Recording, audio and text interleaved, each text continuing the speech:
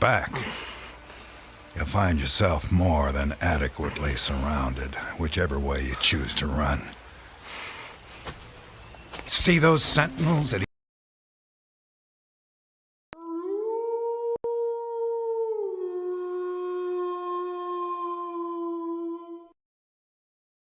Tune in to nostalgia.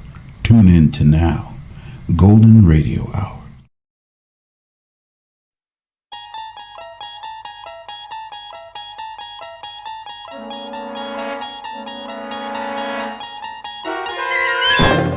You're traveling through another dimension. A dimension not only of sight and sound, but of mind. A journey into a wondrous land whose boundaries are those of imagination. Your next stop, the Twilight Zone.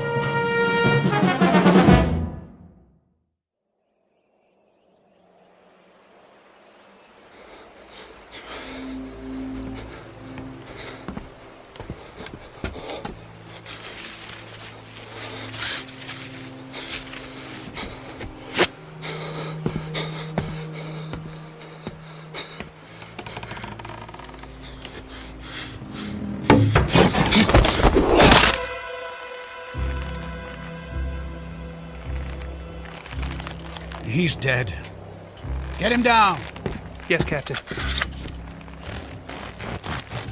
Clemens, what the devil do you think you're doing?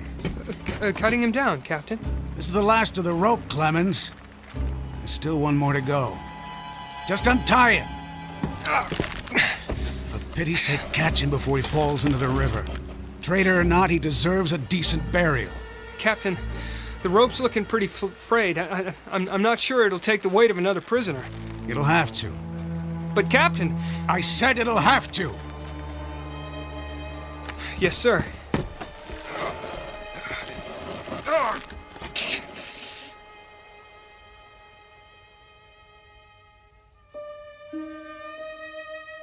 You have just witnessed a military execution.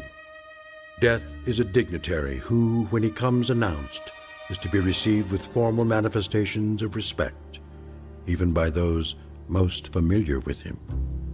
This particular execution occurred on Owl Creek Bridge in northern Alabama during the war between the states.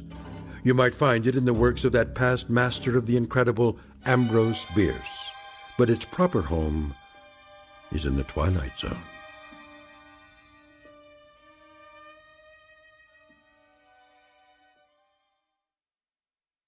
And now, the Twilight Zone and our story, An Occurrence at Owl Creek Bridge, starring Christian Stolte, with Stacy Keach as your narrator.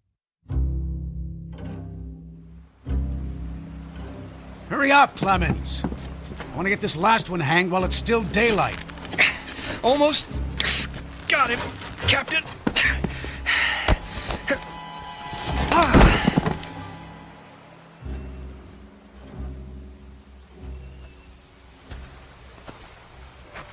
Your friends are dead, Peyton. That's your name, isn't it? Mr. Peyton Farquhar. Your act of treachery came to nothing, Peyton. And now you'll be called to account. I wouldn't recommend you think of doing anything as stupid as trying to get off this bridge. Apart from the fact that your wrists are tied behind your back, you'll find yourself more than adequately surrounded, whichever way you choose to run. See those sentinels at either end? Please don't get the impression they're just taking a rest. The way they're holding their rifles, they call that the support position. Means they're always at the ready. As a good soldier of the Federal Army should be. Don't say too much, do you? Huh? Peyton? Peyton Farquhar. Hello? Anybody at home? And here I thought you were a true Southern gentleman. I know what you're thinking, Peyton. That maybe you could make that 20-foot drop into the water.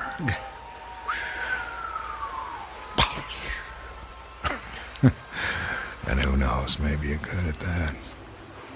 But after that, your chances for continued survival become pretty slim. Look over there on the bank of the stream. You know what that is? It's the muzzle of a cannon. You see, there's an outpost near here. If you really squint, you can see a company of infantry at parade rest. Think of them as spectators if you want. But if you sincerely want to swim for it, you might just as well be giving them target practice, which, believe me, they don't really need. You want to leave your wife a pretty-looking corpse, don't you? Still not in the mood for talking, huh? Well, I can understand that, time like this. A man needs to get his thoughts in order, ready himself for, you know. Perhaps I can help you with that. From a purely practical standpoint, I mean. I'm not a priest or anything like that. Truth to tell, my knowledge of matters theological doesn't amount to very much at all. But I can tell you a little bit about how it'll happen. Me and Clemens will escort you out to the center of the bridge, then introduce you to Captain Newman. He's a nice man. You'll like him. Me and Clemens salute the captain, then we stand behind him, leaving you face to face with the sergeant. Now, he's not such a nice man, sorry to say, but... Oh, I forgot. You two have already met. Well, when the moment comes, you'll both be standing on opposite ends of the same plank. He stands on the safe end, but you probably already guessed that. And you probably guessed that it's his job to hold the plank in place. Then, when the captain feels the time is right for him, not for you, he gives a signal to the sergeant. The sergeant steps aside, the plank tilts, and down you go. Nah, never having been hanged myself, I can't give you any information on what your final moments on this earth might feel like. But I can tell you, I've seen more than a few of these. And I'm sorry to have to tell you, it doesn't look any too pleasant. Anything to say about that? Well...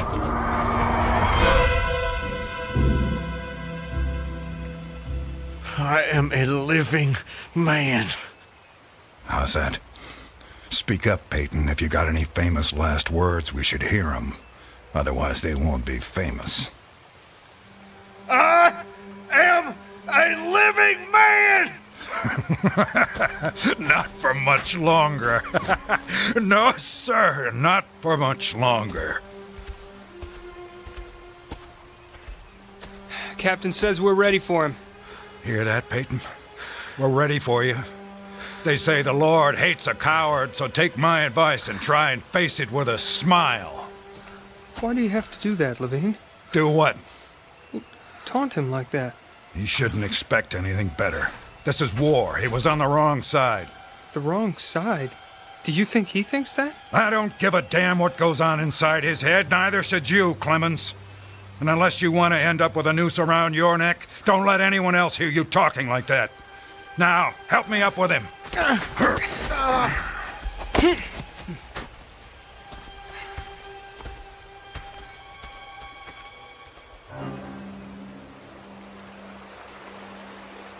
Oh, Elizabeth.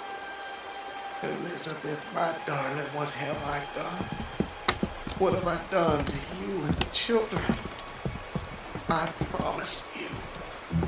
Promised I'd come back. What is a man if he's not as good as his word? What am I? Secure the noose. The noose. If only I could free my hands. Perhaps. You're needed. Lister's Pool Room, Randolph Street, Chicago. I'm on my way. Mr. Fats Brown.